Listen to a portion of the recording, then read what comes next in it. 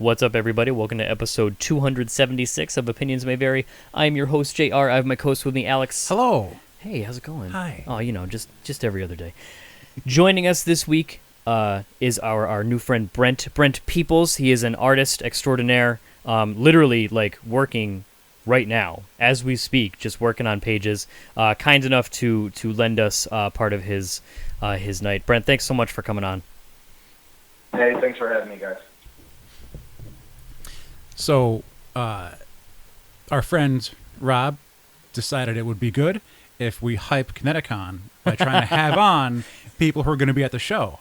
And so, browsing the guest list, Brent caught my eye because for people who haven't been to ConnectiCon, it's kind of a weird show. There's not like an easy classification for it. And so, us being big comic book fans, and we're fans of art and original art and sketches and everything, I said, I want to get this guy because this is right up our alley. You won, Brent. I'm the winner. Not sure. I don't even know. I haven't even looked at the guest list. I don't even know who's coming. Oh, who else is going to be there? Let's look at that. Well, I'm going to look at the guest list.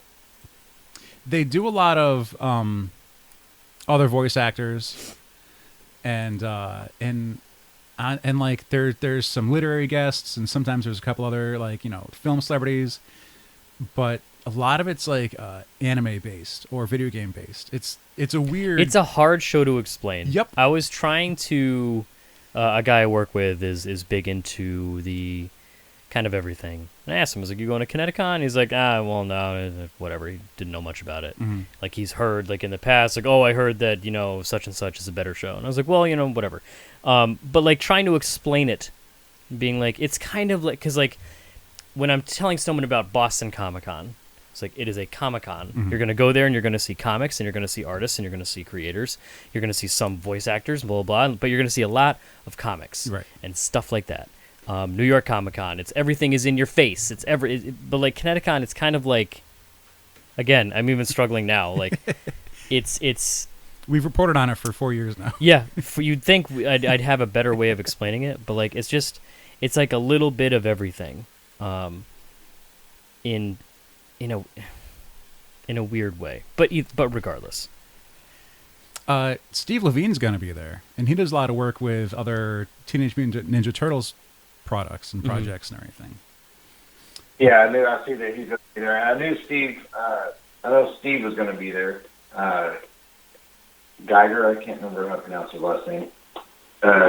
All the time, but I knew Steve was going to be there because I guess he's the one that told the promoter they should bring me out or contact me about coming out or whatever. Huh. So I knew Steve and his wife were going to be there, but I wasn't real sure who else was going to be there. As far as like comics go, like normal, regular, everyday comics, that's kind of it. Okay. Yeah, there's not. It's one of those things that it's kind of my main.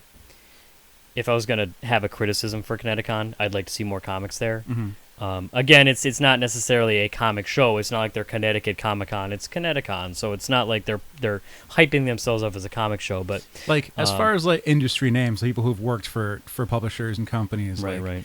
But they do have a number of independent people and people trying to push their own creator-owned made products.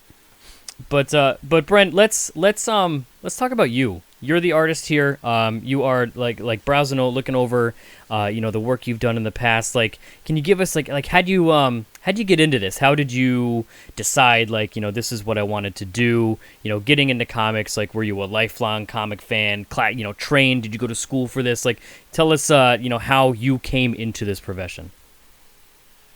Yeah. So, I mean, I always liked comics as a kid. And it's something as a kid that I wanted to do, but I didn't pursue right away. To me, it was one of those things where once I got into high school, I quit drawing and I got into music and girls and whatever else. As you do. Yeah, as you do. And I kind of gave up on it. And so, fast forward, I was married at the time, 2007. I was married and at the time and had a kiddo, and I had another kiddo on the way. And I was in a job that I didn't, I was making good money, but I didn't like it. And so I saw this show on, I think, History Channel or Discovery or something one night, and it was Marvel Comics Guide to New York City.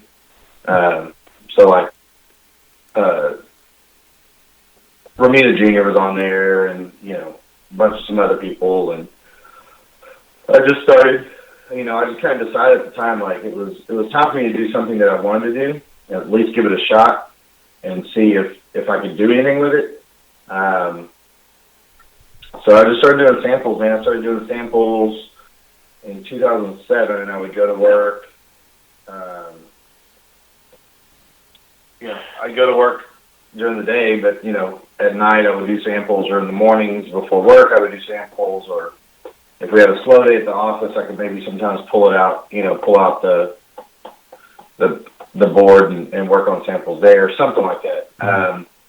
And then just started doing conventions, just going to shows, showing my work, meeting different creators, things like that. And it took me about 2 years. And then towards the end of 2009 is when I got my first gig. I'd gotten a gig. I'd gotten a smaller gig for a creator-owned thing that was going to go through Arcana. And I worked on that. So, but it was a super low page rate, but it was still gave me a script to work off of and things like that. So that was kind of my first gig, but the bigger gig was when I got in 2009 when I got to do Grim Fairy Tales was my first gig. With Zenoscope, and then so I worked with Zenoscope for about a year, and then connected with Josh Fialkov and we did a thing over at Image, and then and then just kept hustling ever since. So always on the ground. When you were saying samples, were you working off of like the sample scripts that you see around sometimes? Because I recall like there being a couple, generic pages that you could work on, or were you working on your own ideas of like, because I've seen people do, here's Spider-Man swinging through the city and then finding Mr. Hyde, they're going to get in a fight. And that's like a 3-page sequential art sample. Or like, sorry, go ahead. No, I mean, I found like my first couple samples, I found the scripts online. Okay. And yeah, I think one of those like Mr. Hyde thing. And then I can't remember what the other one was. And then, I'm sorry, I had to take a sip of coffee. The other, then they published like the Civil War script book, which was just the entire script for Civil War, so you could pick that up and you could draw from that. And that's when I got that gig for that small creator-owned thing that was supposed to go through Arcana. Was the guy had seen whatever sample pages I'd done from the script book on some kind of forum. You know what I mean? Yeah. And so he contacted me, and then I was working off of his scripts after that. And then, I mean, Marvel would send, like, I did a Marvel sample script at some point in there too, and all kinds of stuff. But, mainly it was the working on the scripts from that guy was sending me that I was doing for that Arcana book. Mm-hmm. Now, so, do you have a preference between doing like the sequential pages or cover artwork, or do you want to work with like big pages, or are you fine doing like just what's like script work, like you're saying? I prefer telling a story. I mean, to me, that's what comics is about. Like, I love doing covers. Don't get me wrong. I mean, you can do some really cool things, and work on some cool projects. But I've gotten to do covers for Godzilla and Ninja Turtles and all over the Valiant universe, and recently covers for Baby Teeth, which is Donnie Cates' new book at Aftershock. So I've got to do some really cool, fun covers. But to me, I love telling the story. I love doing the interior pages, and it's harder work, or it can be. It obviously takes longer than a cover, and doesn't pay as well as doing a cover, on average. But it's still, I don't know. That's what I love about comics is the story. So that's what I like. That's what I prefer anyway. I like it all, but I prefer the story aspect of it. I respect that, because I feel when I'm reading comic books, I'm gonna remember the story and what's happening in an issue compared to remember like, oh, there's another fight between Superman and Doomsday. Like how many of those am I really gonna recall? Whereas like, I could look at a page that I own right here. It's like that's the moment Sinestro said he won because he brought fear to the galaxy. And it's like, but right. But it's your panels that have to tell that story with dialogue thrown in for extra. Right. Yeah, that's what I own a good collection of original art from a ton of different people, but most of the pages that I own are storytelling pages. I don't think I own a single one that's a splash or a double page spread of something super, crazy and cool looking. Like it's, I'm looking at the one that's hanging over my desk is a Coipel page from X-Men number 3. And it's a scene where Rogue and Psylocke and Storm are fighting like these, the medical patients in that little medical ward. You know what I mean? There's nothing really, it's just a really cool storytelling page. Mm-hmm. Or I've got a Carrie Nord Exo Manowar page that there's no action in it. It's just a really good storytelling page, and that's what I gravitate towards, and that's what I love doing the most. Okay, it's Carrie's art is I'm not gonna do it right. Like part of me want to say it's weird because it feels like there's stuff that he doesn't always draw, but like this storytelling is still so good because I own all of his Conan stuff, and just like it almost looks loose, but like everything that you need is there though. Yeah, Carrie is pretty phenomenal. I mean, that dude, it's I can't ever explain to anybody how good his work is. You know what I mean? Yeah. No, being such a... Oh, I'm sorry. Go ahead, Brent. No, he's just one of those dudes, like, once you see his work, you get it. Like, it is looser. It has a looser, grittier feel to it, but that's what makes it, because you don't need it. He doesn't have to put in all the crazy lines, and you get what you need. Right. And your brain rest. Kind of a follow-up to, you mentioned that you're big into the storytelling aspect of it, rather tell a story and so on and so forth. Do you have like, whether growing up, as a kid reading comics or even recently, do you have like, a favorite story, like your favorite storyline in a book, whether it's big two, indie, what have you? Like, do you have like a favorite story or even a favorite couple, storylines in comics? Unfortunately, since I don't really have time to read anymore. You know what I mean? Yeah. So, surprisingly, we hear that a lot from artists. Yeah.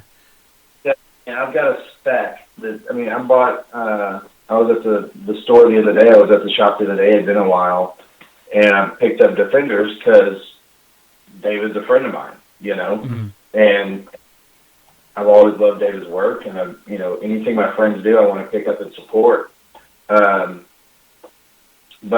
And that's just one issue, and that thing's sitting on my coffee table right now, and I haven't even, I flipped through it for a minute, and then I haven't been able to read it yet. I did read, probably my favorite thing recently, and this, again, maybe because I'm biased, because I'm more of an artist guy than I am a writer guy.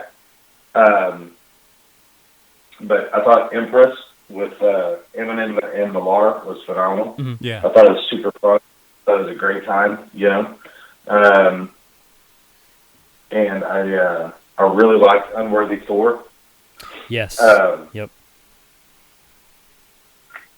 But I really liked Mighty Thor when Bendis and Corpel were doing that.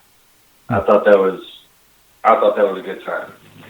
But, you know, I'm not some literary genius either. I could be way off mark and people are like, no, those stories are crap. And I'm like, I don't know. They're fun to me. It's comics. But I wish I had time to read more, but I just don't. Empress was a good space adventure. Yeah, it really was. Like it was a fun book. Like I really enjoyed it. And I'm almost gonna love anything that Stuart Eminem does. You know what I mean? Yeah. That dude is talented, and so amazing that I'm pretty much gonna love anything he does. Do you ever struggle with layouts? Because working off someone's script. I'm struggling right freaking now. Like as we talk. To be fair though, you know, you may be a little distracted with two idiots who have, you know, decided to take up part of your night. You know, I mean, we'll give you the benefit of the doubt with that one. No, man, I am. I'm struggling right now with a layout. I've got this big splash page I've got to draw, and in my head I can see it, and right now it's not coming together. It's just being a pain in the butt, and it's not because I'm podcasting right now or whatever. It's just because it's just not going to work. So, yeah, I struggle. I mean, there's times where things just kind of flow. You know, it's just it works, and everything's jiving that day, and then there's days where it's just everything's a struggle. Like, you know, like pushing through mud. Sorry for the beeping. Somebody else is calling. I have to decline it. So, yeah, you know, the struggle is always there, especially today. We've read some interactions between other artists and writers, and it's fun seeing that relationship because on our side, we just see the finished product, and we don't know what goes on in between. And sometimes, like, once the writer finishes the script, and we wonder, like, do they ever communicate? Like, does the artist call up the writer and be like, hey, what do you mean by this? Because that's a really weird angle you want me to draw. Can I just do the opposite of that, or? You know, when I do my layouts, I try to give the writer what I think he's going for. Sometimes I take a little bit of a liberty, and as long as I'm kind of getting the point across, you know what I mean? Mm-hmm, right. So, you know, if it's like there's a panel recently that was so-and-so is stabbing at so-and-so, but instead of me showing that motion, I just showed more of a sword swinging kind of emotion because it to me, it was a more dynamic image, but it got the same kind of a point across. Does that make sense? Yeah. Right. So yeah, I mean, I always, you know, most of the time, well, I can't say most of the time, depending on the project, I will or will not communicate with the writer. So when I filled in on the Captain Kidd issue at Aftershock, I just got the script and I set in layouts, and my editor gave me any notes that were needed, you know. Mm-hmm. And the same thing, like on New Superman, I sent in layouts to my editor, and he's giving me he's giving me any notes that he thinks are needed. But at the same time, like, I finished a page and I didn't get what Gene was trying to say. There's a certain kind of a reveal. Okay. And it wasn't a major change. It was actually a very minor change from what something needed to look like. But you know, he hit me up and he was like, "Hey, this looks great, but could you fix this little bitty thing and then so that way this is gives more of an impact?" I'm like, "Oh, okay, I get it." and then that was that. So it's we do and do not communicate. You know what I mean? If I have a question, like there's been a couple scenes, especially in this issue, where I'm like, hey, you want this, and is this what you're thinking? And if I really need to verify something, but most of the time the writers get across what they're looking for pretty easily. Mm-hmm. Which, as you're explaining it, like I kind of had like a forehead slap moment where I go, "Oh yeah, there's an editor involved." That is kind of their job. Yeah, I mean, but it's nice to be able. I mean, we're in this big email chain, so it's my editor, me, and my inker, and the writer and everybody's kind of involved. So it makes it a little bit easier because I can kind of get the answer whenever I need it. But yeah, most of the time, the editor is handling most of that facilitating. So that way, Gene can worry about. Like on this, Gene can worry about writing the next script, right? And doesn't have to deal with my dumb questions. When you find yourself, like right now, you have a big splash page in front of you. You can see it in your head. It's not quite coming out, onto paper. Do you have a process, for getting past that? Like, do you have the luxury of, I can table this for now. I'll finish up, a couple other pages, and I'll come back to this. Or is it something, I don't know, regarding your process? Like, is it something that you just have to push through, and just like you said, kind of like trekking through the mud, just get through it, get the page done, and just essentially make it work? Or do you have the ability? Do you have the, like I said, the luxury of kind of setting it aside? Like, does that work for you, or is it just you got to get through it? I think it just depends on how much of a hassle I'm having. Sometimes it's just better if I do just push it, because the more I scribble, the more chance I have of having like a happy accident. You know what I mean? Right. So like I'm sitting here right now and just trying to figure out, okay, I've got to draw this kind of a thing and this kind of a pose, and it's not really coming out. I'm trying to, so I'm sitting here on my Cintiq on a separate layer, and for my layout, just doodling little bitty figures, trying to figure out exactly how to make this thing work for what they're looking for. But, there are times where it just gets to a point where I put it to the side and move on to a different page. As long as it's not, there's the last page of the book that I'm kind of screwed. Like I got no other pages to work on. Right. But right now I'm early enough on, like I can kind of push it to the side. I may do that. I may put it to the side for the day and knock out a couple, talking head scenes or something like that. Because I'm trying to get specific pages done in a specific order. Most of the time I work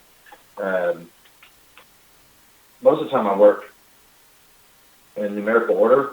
So I just start at 1 and work all the way through to page 20. Mm-hmm. But on this one, because of the day that the script came in and trying to make sure that Richard's not waiting on me for pencils, and so I did a couple easy pages first. We're going to move on to something else. Did a couple of easy pages first, and then, did a couple, a different page. That way I could get him pages over the weekend to start inking and working on.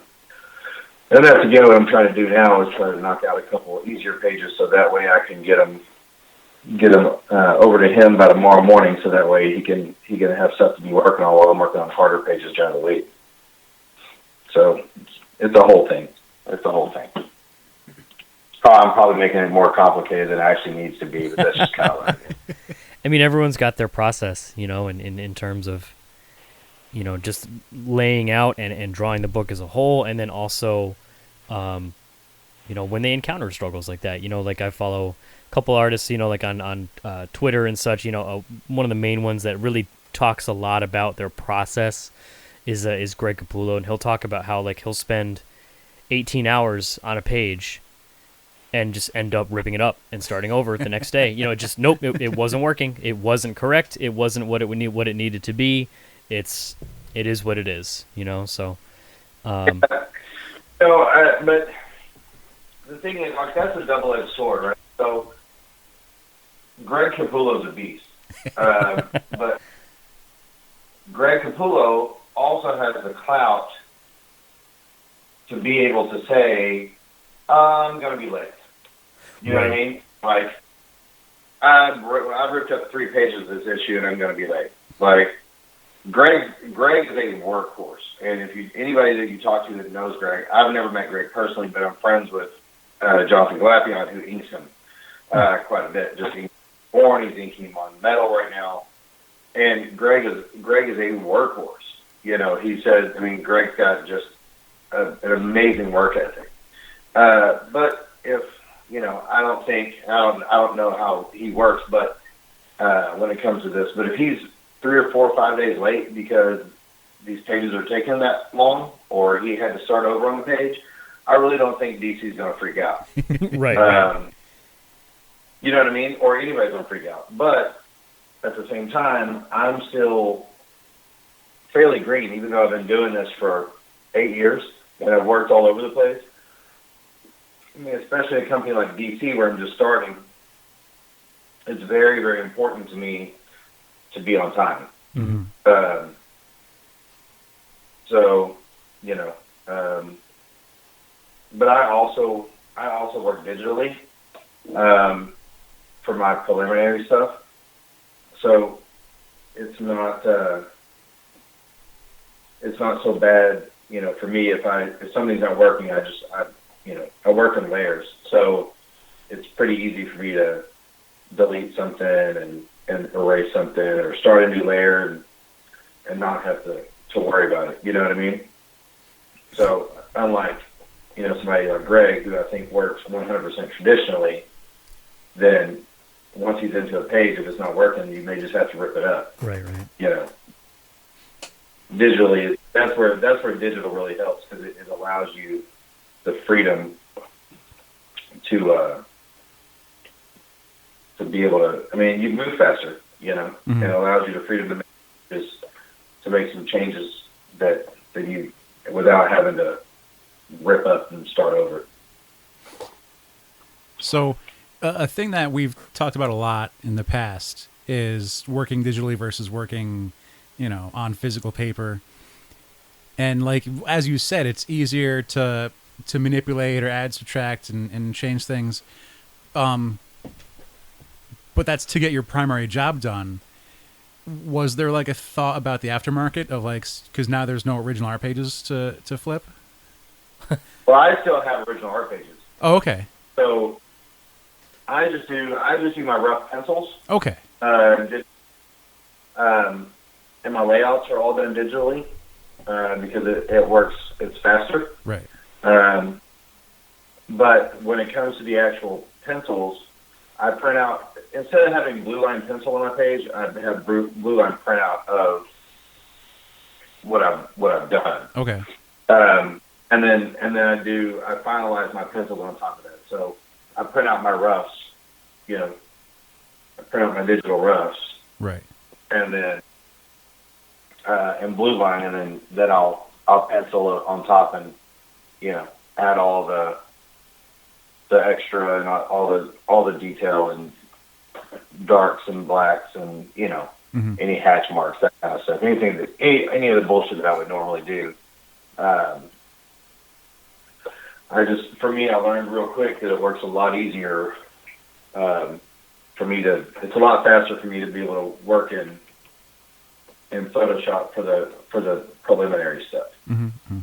You see what I mean? Yeah. For people that start out and they think, I want to draw comic books too, and they start drawing characters and figures, and then it gets to the point where they go, wait, I have to draw a building now, or I have to draw a car. And in one of the early volumes of Invincible in the collected editions, Kirkman, I think he tells Corey, right? Corey Walker at the first. He's the original. And he was like, when you lay out this kitchen or this living room in Invincible, get ready because we're going to be here a lot. And and so like you should know the layout for the next 100 issues or so.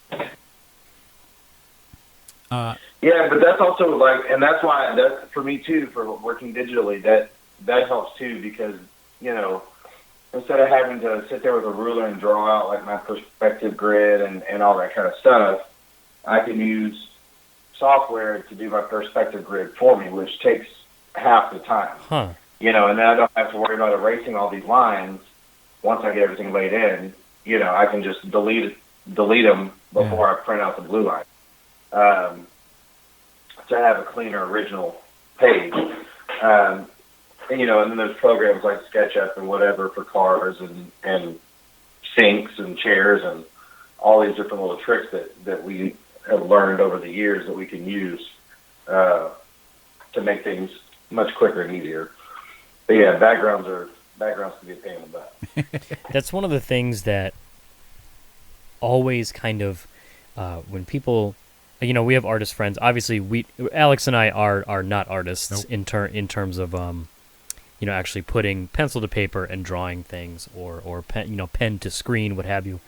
It just does not work. I've accepted that. I'm cool with that. I can praise other people who can do it to no end, but personally I cannot do it. So like, when people talk about creating art and drawing and so on, and they talk about anatomy and they talk about musculature and things like that, I can sort of follow along. But the second you start putting in like perspective lines and like it's just like, okay, so if you're looking at it, it's like my brain shuts off. First, it just does not.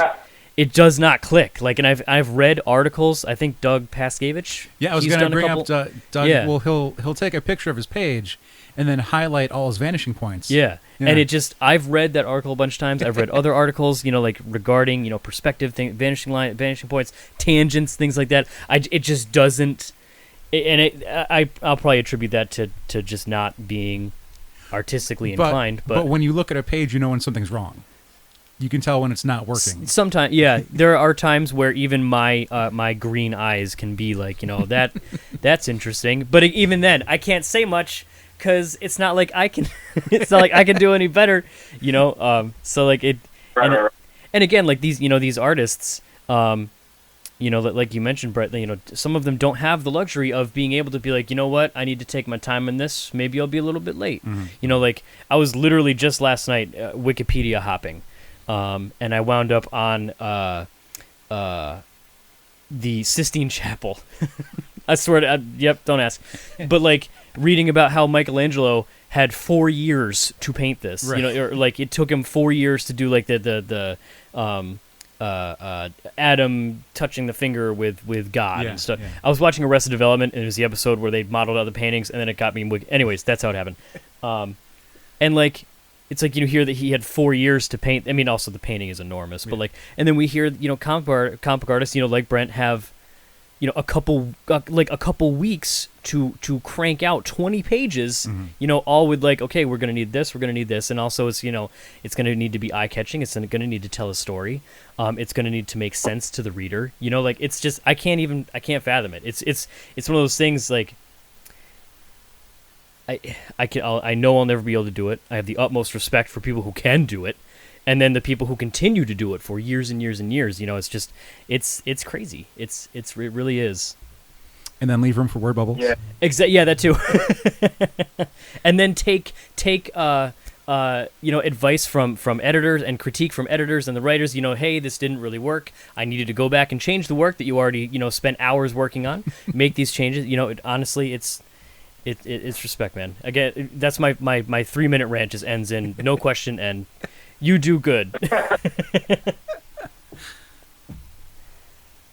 Yeah, it can be stressful and nerve-wracking sometimes, but it's worth it to me. You know what I mean? Like, it's either comics or nothing for me. So I take the good with the bad, because at least I'm working in comics, and I can be doing worse jobs. True. So yeah, and I imagine there's a lot of satisfaction, especially like if there's a page you may be struggling on, if there are a couple pages during a book that you may have been that were definitely like a lot of effort, and then the end result, having those pages in front of you, and even the final result, having the book in your hands, I created this. This was me and my associates. Like I imagine, especially like probably like, back when you first got into the business, that must have been a pretty intense feeling. Oh yeah, it's I mean, there's definitely gratification when you complete the book. When you fight through a really hard page, or a hard few pages or hard issue. I mean, but I still geek out when I see myself on the shelf. I mean, that's just it's a rad feeling. Like it's really cool. Or it's just I don't know. There's something about it. And I'm sure that there's plenty of people that get jaded to it or get numb to it, I guess. But still, after 8 years, almost 9 years, I guess, it's still a trip for me to see something of mine on the shelf, and that to me is that's a big thing. And then when people bring me stuff to sign at a show and tell me how much they enjoyed my work and how much it meant to them or whatever it was, that's extremely gratifying too. I was actually just going to bring that up, like what it's like, because, being a fan of comics when you were younger, growing up, reading comics, being on the other side of the table, slapping down books, hey, I really dig your work, could you sign? And then switching those roles and having people do that to you, I can't even imagine. Yeah, I mean, especially when you do something that's really worth, like I was a part of that Love is Love anthology. Mm-hmm. That came out at the end of last year, and the amount of gratitude I've gotten from people in the community, or just in general, for that book has been tremendous. People crying people showing up, people crying at my table. Like I was at MegaCon, and you guys don't know what I'm talking about, right? Should we talk about what Love is Love is, so if people don't know? Let's. Yes. Okay, so Love is Love is the anthology book that is the benefit book for the victims and families of the Pulse nightclub shooting in Orlando. Right. So, and then Mark and Draco coordinated it. DC and IDW got involved, and every bit went to the charity. Every bit all the proceeds went to the charity. And then it was on the New York Times bestseller list, and it's nominated for an Eisner and all kinds of really good things. I think I can't remember the number that they raised, but it was a pretty hefty amount of money for these victims and families. Mm. But anyway, so I was in Orlando for MegaCon, which is where the shooting took place, and everybody was just so, I don't know, we had people come up and they're just so appreciative. I had some people crying and things like that, and that to me is really, that's what really makes it. You know what I mean? Yeah. Like when you get that kind of appreciation from somebody because you really touched them. I think it's like a musician when they put their heart into something. You know what I mean? Yeah. That's besides seeing it on the shelf and just signing books. I mean, that's the stuff that right there is what really, really makes it worthwhile. How did you come to to work in that book? My editor over at Vertigo he was in charge of editing the book. So he contacted me back in December and was like, "Hey, I've got a script," and I had just started working for DC on something else. And he was like, "Can you get it done?" I was like, "Man, I'm not real sure." He goes, "Well, it's for this, and it's only 2 pages. I can give you a week, maybe even a week and a half if you can get it done." And I was like, "Okay." I was like, "Yeah, go ahead and send it over to me. I'll get you back." And he's like, "It's for charity, so you're not getting paid." I was like, "No big deal." Right. I was like, "I got things." And he goes, "Oh, by the way, it's also a Batman story." I was like, "Well, you should have led with that." Taking a look. Oh, go ahead. But yeah, so that's how I got involved. And it was Mark Guggenheim had written the script, and they were supposed to have somebody. They'd already had somebody on that script, and for whatever reason, he had to back out. Right. Stuff comes up, right? So, so they had the script there, and my editor just was like, "I know the perfect guy," and he gave me a shout, and Guggenheim and Andreyko were fine with it, so we did it. That's super rad. And Yes, go ahead. Doing a quick search, like on there's a Washington Post article from, it says March 27th. It doesn't have a year on it. I don't know if it's 2016, 2017. But it looks like at the time had raised $165,000 for Orlando Pulse tragedy victims. It was also, there's another article shot to the top of the bestseller list. IDW didn't announce sales figures, said that the book is in its 3rd printing. Like, it's one of those things that not only do you want it to do well, but it did well. Yeah. So it's just like it's a win-win. And everything went to a good cause. And it's great. It's it's just refreshing. Especially hey man, you're not gonna get paid. I don't care if I don't get paid. I'm get to do a Batman book on a book that means something to a lot of people. That's okay. Yep.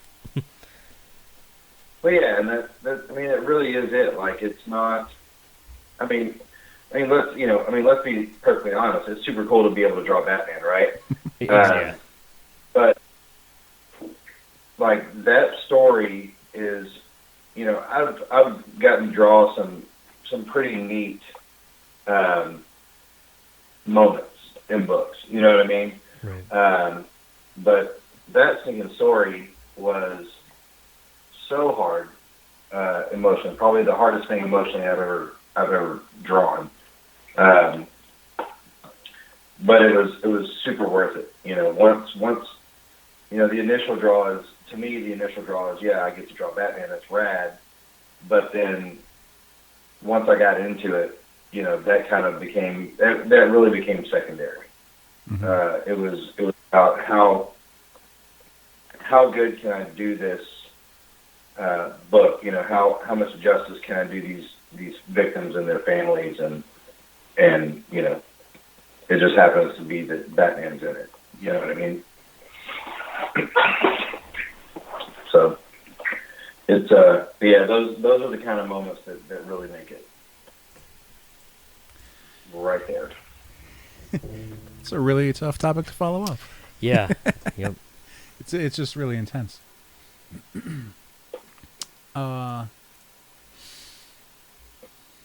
Guess I'll just switch completely. There's no smooth Shifting There's gears. no smooth way of doing it. Looking over your work, I see. You do a lot of penciling, but there's also you're also credited as inker for a few things. Do you have a preference between penciling or inking? If I'm credited as an inker, it's probably just because I ink my own work. You ink your own stuff, right? Makes sense. Yeah, I don't ink anybody else.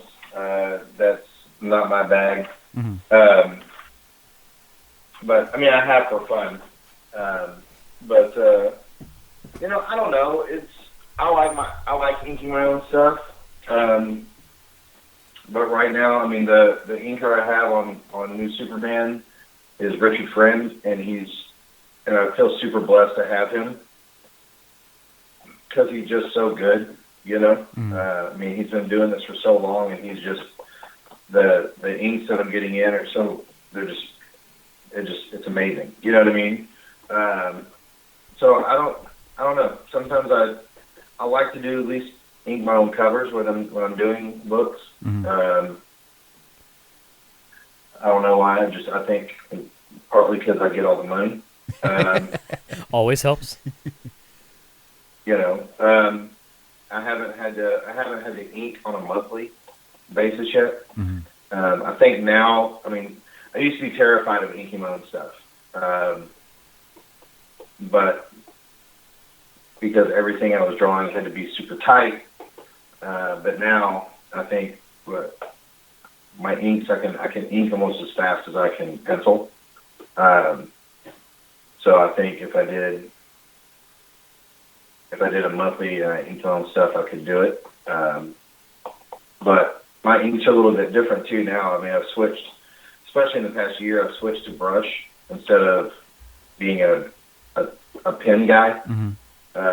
Like super clean inks and things like that. It's a little grimier. So I think it also depends on the book. Right. Like me inking, I don't think me inking myself on New Superman would be the right call because it's not a dirty book. You know what I mean? It's fairly clean and fairly bright, and that's just the mood of the book. If I were to do something like a Daredevil or like a darker Batman story or something like that, Nightwing, then I would be cool with inking the work because it fits the look of the book. Right. I think it's all about what the book needs, not necessarily what my ego wants, Yeah. In regard to, like, you said you got to, it's exciting to be able to work on a Batman book. Who doesn't want to work on a Batman book? Right. Especially drawing Batman for DC. That's pretty awesome. In terms of, let's talk like dream gigs, dream characters. Like if in regard to someone comes to you and slaps down a script and says, "Hey, I'm doing a story on X. I want you to be the artist on it." And, oh my God, that's my favorite character. I've always wanted to do that. Did you have someone like that? Like I've always wanted to do a book for this character or this set of characters. Not really.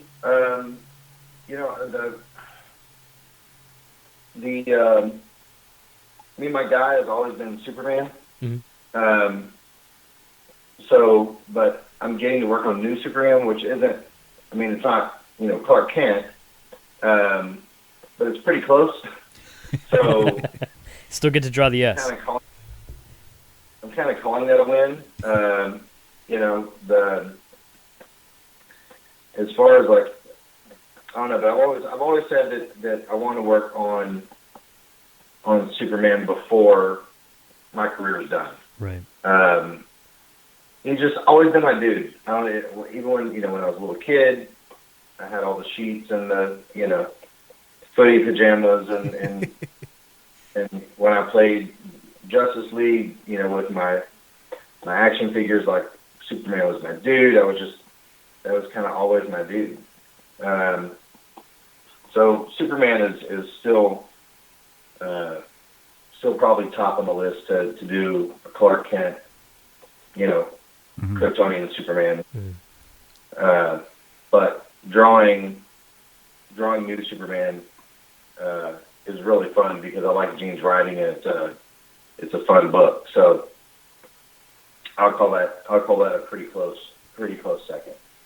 And then Batman's fun. I mean the Love is Love thing was 2 pages, but it was still Batman. It was a trip to get to draw that dude. But past that, I don't know. Like I really don't have. Like I know what I don't want to draw. Like I don't want to draw the Fantastic Four because I don't want to draw the Thing. You know what I mean? Like I have those. Like, right. I really don't want to do this. Like, but I think that would, I really probably would never want to draw a Silver Surfer if I had to draw Galactus because he's a pain. But outside of that, I mean, I'm pretty. I really don't have a favorite, Right. that I have to. It's always funny to me hearing like artist preferences because like I mentioned earlier, it's like there's some artists who like don't put any cars in the script. I don't want to draw a car, Whereas at the same time, I think in top 10 with Alan Moore and I think it was Gene Ha who penciled that, and he was like, I regret how I made King Peacock because now I have to draw and ink his pants all the time, and they're just such a pain to have to redo on every single page. I regret my character design on this character. Well, that's the same thing with Bagley. I had to do a Carnage commission once, and I wanted to Mark Bagley at a show. I've known Mark for a bit. And I walked up and I chastised him for how hard Carnage is to draw. I was like you. So like I cussed him out. I was like, I had to do this commission, and why couldn't you have created something that was a little bit easier to draw? He goes, dude, I didn't know it was going to be that popular. Because I would have known that he was going to take off like he did. I wouldn't have made him like that. I wouldn't have made him so hard to draw. It's pretty funny. Do you think, like, especially when in terms of like the classics, like with the Thing, did Jack Kirby create the Thing? Like, was he the original artist on Fantastic Four? And like, yeah. and Ditko on Spider-Man? Like, do you think they were aware? Like, when they were creating this, they were like, man, people are going to love this. Why did I put so many webs on this guy? Liz, someone down the road, well, then again, you could also do like the Lobo route and just redesign the character altogether. Hey, the Thing is actually more streamlined. He's made up of one giant rock. He's no longer pieces of rock. But, like, do you think, like, when they created these characters, like, I wonder if anything ever went through their head, like, people are going to have fun with this later on. Or they were probably just trying to come up with the best character. I don't think so. I mean, I don't think any of those dudes knew what they were in for. But yeah, that thing design is a pain in the butt. I don't even know how to really, draw, really. And I can only imagine. Especially like you just see all like the Thing and Spider. Who else would be a pain? Even Galactus, because that man is enormous. Yeah, well, there's a lot of detail in there. Yeah, that too. There's so many details. Yeah, I did a Galactus commission recently, and it turned out really great. But like, you can never find a reference for Galactus that's the same. Like, everybody draws it. Every statue is different. Like, yeah, it's true. It's so many variations. You're like, well, I guess I'll try to get this right. Like, I hope this is the way he's supposed to look. I don't think anybody really knows, but that helmet is a pain in the butt. Like, it really is just a pain in the ass. I was legit having this conversation with a friend, like, in the past couple weeks of, like, which one is the correct Galactus? And I'm like, they all are. Just do kind of something similar to each one, and people know it. They'll get it. It's the same thing as, like, Thanos. Like, everybody draws Thanos different. Everybody has their own variations. Like, it's all basically the same, but it's all different. Yeah. How they do his little eye headpiece and his shoulder pieces and all that kind of stuff. It's all different. Some people get real stuck because they're like, what do his hand looks like without the gauntlet? I don't. Is it like really tiny and purple? He's got a Trump hand. Oh, well played. We happen to both be reviewing your Instagram page, Peeples Art, Peeples with 2 E's. And there's a couple like con sketches from what was that? That was Comic Palooza. I mean, there's lots of other ones too. Dealing with having to work on the spot at a convention. I know for some artists, like, they kind of prefer to, like, we'll just write your name down a list and I'll have it for you tomorrow. Because some people don't like drawing in front of people, or they don't they might not be familiar with the characters, so they want time to look them up. Do you have any, like, difficulties with a con sketch or a con commission? Not usually. There's been times where I've gotten to, I've done the piece and I've, had a rough day of drawing, so I just kind of throw it away. You know what I mean? but I don't have a problem drawing in front of people. Like that's not really an issue to me. I have people walk up, oh, I don't want to interrupt you while you're working. I'm like, no, this is, if I didn't want to draw in front of people, I shouldn't be drawing in front of people. So come watch. Right. I didn't want people to watch, So, con sketches are always, they're fine with me, and I'll take as many as I think I can get done in a weekend. I may tell somebody to come back tomorrow just because. Really, the only reason I ever do that is if I know they're there all weekend, but somebody else is only there for the day. Mm-hmm. Like I try to get them there first. Convention sketches, that's how I make the majority of my money at a show. So I like to do as many commissions as I can. Does it come down to, if you don't know a character, do you ask a reference, or can you just look at it on your phone, or sometimes? Because I've had, I think, so... What's really great, having a computer in my pocket, is that... Change the game. I just pulled... Yeah. So if I don't have a reference, if it's a real obscure character, mm-hmm. it's nice if people show up with some kind of a reference, Yeah. Because it's just, if you want like this weird, B character, like Legion character that nobody ever knows, and you're the only person that likes this character, you know what I mean? Like, show up with a reference, or hang around until I can find a reference for it. Mm-hmm, mm-hmm. Those are few and far between. Most people want pretty mainstream stuff, so finding a reference for it or kind of having an idea of what they look like is pretty easy. And I've done so many now, like I have a lot of them just already memorized. You know what I mean? Yeah. Yeah. I don't have to look up reference for everybody. Do you usually take because last year, it was last year, I got a sketch cover from Chris Campana, and I was like, I pulled out like an X-Men book, and I was like, can you do a Sentinel? And he was like, I'm not really into robots. And so I kind of fanned out what sketch covers I had, and he goes, let's have the Spider-Man. And so we negotiated on what his strengths are and what I'd be into. Are you fine with their first choice, or do you kind of negotiate with what they want? No, like if it's a Sentinel, let's take that same thing. Like for me, I'm not big into robots either, but when I think robots, I think like Transformers. Right. So if you want me to draw a Transformer, it's not going to happen. Like I'm just going to tell you, I'm not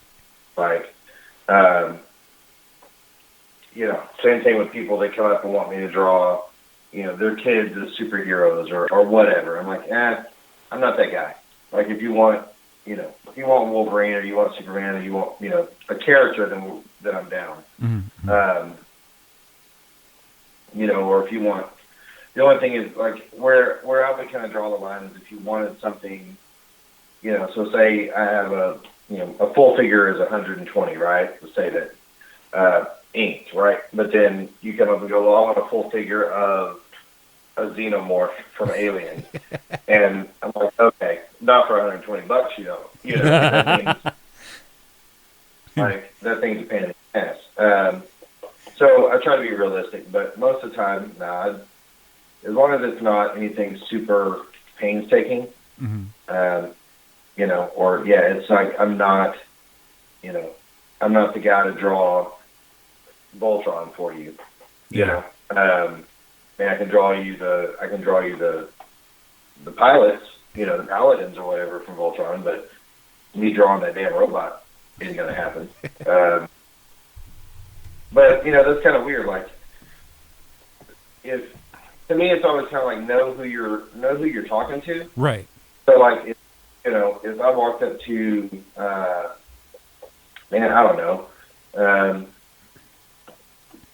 whoever, and they're known for drawing like super gritty characters, right? Yeah. I'm not gonna walk up and say, hey, you draw me sexy Scarlet Witch, because that's not what they're known for. Like, what are they, you want an awesome commission, like, know what they're known for. You know what I'm saying? So, or like, I'm not going to walk up to, whoever that works on, Green Lantern and say, hey, draw me a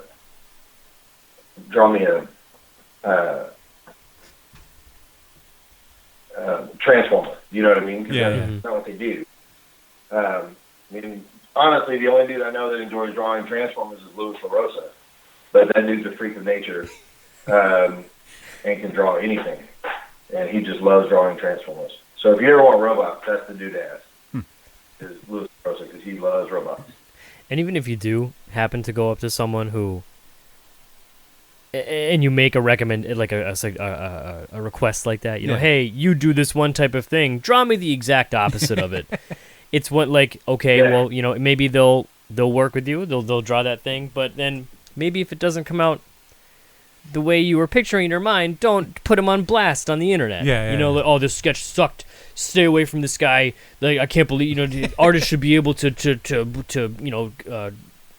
conform to the needs of the design. Well, maybe not. If you asked for something that obviously was kind of maybe outside of their wheelhouse. Like, one of the funnest things I saw was at New York Comic Con. It was either Alex Maleev or someone else who does a lot of Daredevil. But like, he was doing paintings, and there's a couple in front of his table like talking about what they wanted to get, and he's like, "Hey, include me in this." Right. Like, I want to be involved in your. And they worked it out together. It was a lot of fun. Rivera? No, was he on Daredevil? I don't know. Not at the time. Either way, but. It's like I've been recording this podcast for 5 years now. But if you came up to me and was like, "Hey, JR, I want to hire you to record my next album," no, that's not going to happen. That's not my thing. Right. Do you want me to record your podcast for you? I could do a mediocre job at that. But if we're talking about recording an album, that will be bad. The result will be bad. I'll try it, but it's going to be bad. So be prepared for that. I mean, I've had some pretty cool requests that were not my usual thing. Like, somebody wanted me to draw like a snow owl once. But that was actually turned out really kind of rad. And then somebody had me do like a gorilla with a space helmet once, and that turned out really cool. But, most of the time I try to get people what they want. Right. Sometimes I have to. That's not me, bro. Take something else. Fair. Going way back to the earlier episode when you mentioned working for Zenoscope, that's a lot of like hot girls and cheesecake poses kind of things. Like, was that a kind of job that you'd be into, or you're just like, well, this is what's going to get my foot in the door? Yeah, I mean, it was my first gig. I mean, when I first was doing samples for Zenoscope, they were actually having me not do Grim Fairy Tale stuff. It wasn't cheesecake stuff. It was. They were at that time trying to do a Reanimator comic. Oh, right. Based off. And then they had some other kind of a horror thing that they were trying to do. So cheesecake was not what they were having me, do samples for. Yeah. And then,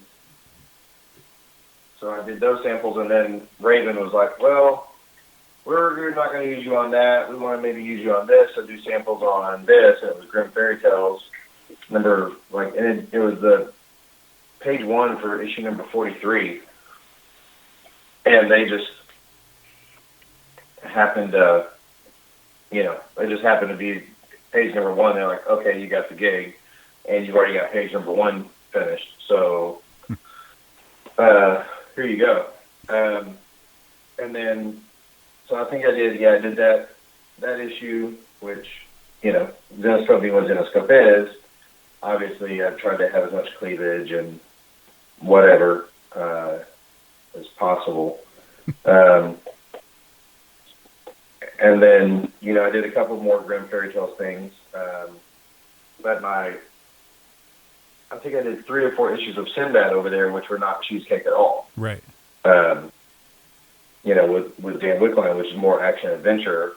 So that was fun too, and that was not the typical Zenoscope deal. So we had a good time with that too. So it's not, I prefer superheroes and capes and tights, but sometimes you take the work because that's what the work is. Right. Yeah. You know what I mean? Yeah. Some work is, depending on the project, some work is better than no work. True. Yeah. Because I mean, I know some people embrace it. Is it Nick Baldessera who has Go Ass, and he's just famous for drawing girls' butts? Oh, Eric Basildua. Eric Basildua. Yeah. But that's his thing, and he's proud of it because he's really good at it, and that's where he gets paid for. So why not embrace it? But that's his niche. You know what I mean? Yeah. But he can do whatever he wants. I mean, he's that good. That's just what he chooses to do, and he's phenomenal. His stuff is great. His marker work is excellent, and that's his thing, and he's made a career out of it. For me, I've got 3 little girls too, so at some point I didn't want to do as much cheesecake anymore. Right. Because it's just, I've pretty much stopped doing it. I've pretty much stopped doing the cheesecake just because, I've got 3 little girls, and this will be the first book. Well, I'll take it back. No, they couldn't read Captain Kidd because of the language. But this project that I'm working on now is going to be the first thing that they can actually read of mine. You know what I mean? Yeah. Everything's been. Well, I guess they could have read the Dynamite stuff. But for a long time, there was no way I was letting them read Grimm Fairy Tales, and they weren't going to read my image book at all until they're much older. So. Yeah, like you're saying, if it's their strength, and and they're fine with it, good. But I could see other people being like, I want to wash my hands after I draw this. Right. Again, I can't show this to my mom or anything. Oh, my first issue of Grimm Fairy Tales, my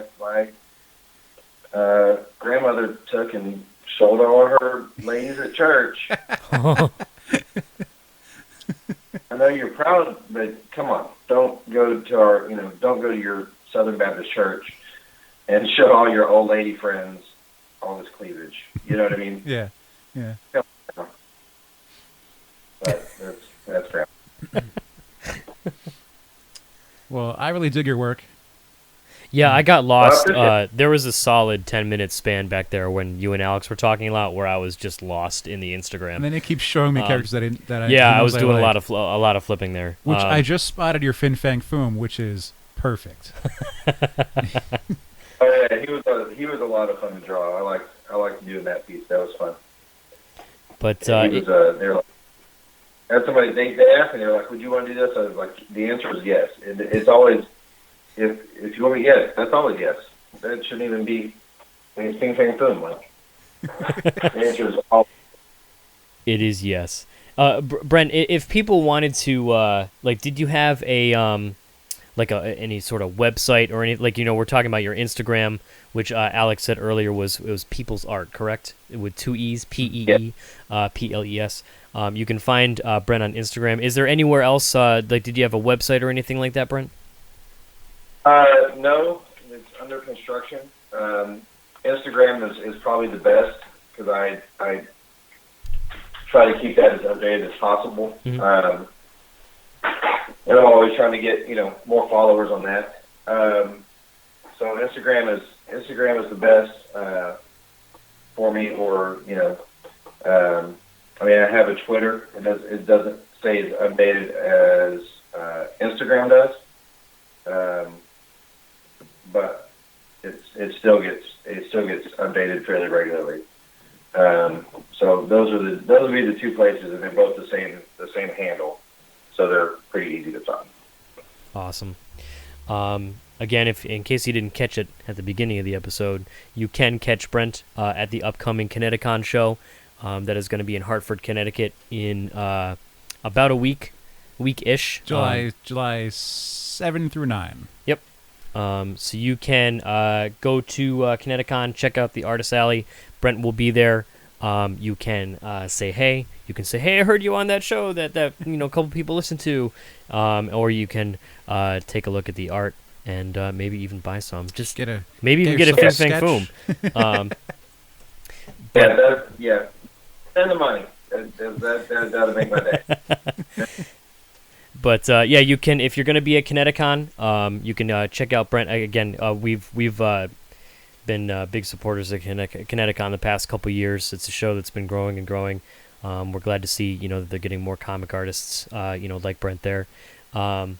Brent, I got to say thanks so much for coming on. This was I say it, it's a true pleasure. I'm starting to sound like a broken record again, but seriously, man, it was really great talking with you. Thanks so much for joining us today, answering all of our weird questions about art and struggling and all that stuff. But again, thanks so much, man. Hey, thanks for having me on, guys. I appreciate it. Oh, man, again, our pleasure. We will hopefully see you in a couple weeks at ConnectiCon. Safe flight if you're flying and all that. And hopefully we'll catch you there, okay?